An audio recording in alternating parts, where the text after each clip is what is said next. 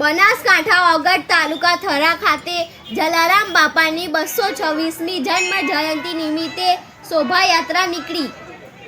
સૌરાષ્ટ્રની ભૂમિ એટલે સંત અને સુરોની ભૂમિ, જ્યાં નામી અનામી સંતોએ અઘોર ભક્તિ કરી ભગવાનના સાક્ષાત દર્શન કર્યા।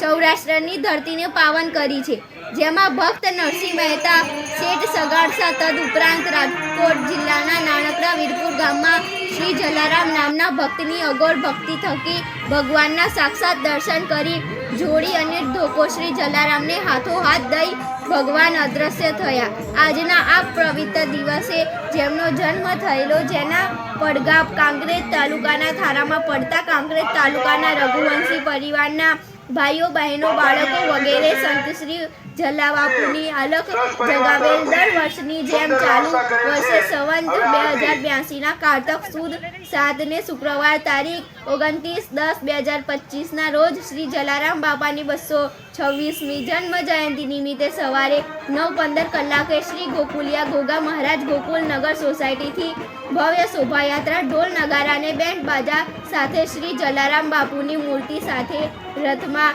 બેસવાના લાભાર્થી જીવરાણી વર્ગીલાલ ડામરલાલ પરિવાર સાથે રથમાં બેસી દેશી લોહાણા મહાજન થરાના પ્રમુખ ગૌરવ કોટક, ધી ગરાગા વિભાગ નાગરિક સરાફી સહકારી મંડળી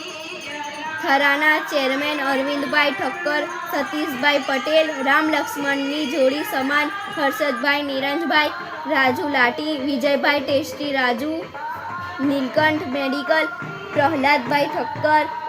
ડુંગરાસણ શાળાના કુલદીપભાઈ ઠક્કર, વાલપુરા પૂર્વ સરપંચ નવીનભાઈ ઠક્કરની ઉપસ્થિતિમાં નીકળેલ જે તાળા રોડ થઈ હાઈવે સ્થિત બહુચર માતાજી મંદિરે પહોંચે, ત્યાં પૂજારી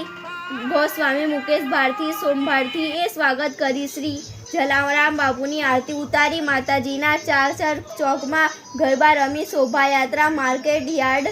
ગરનાળે પોલીસ સ્ટેશન થઈ નિજ મંદિરે પહોંચેલ, ત્યારે પૂજન વિધિના લાભાર્થી ઠક્કર ધીરજકુમાર દસ શુક્રામ પરિવાર ભદ્રેવાડી દ્વારા પૂજન અર્ચન કરાવેલ।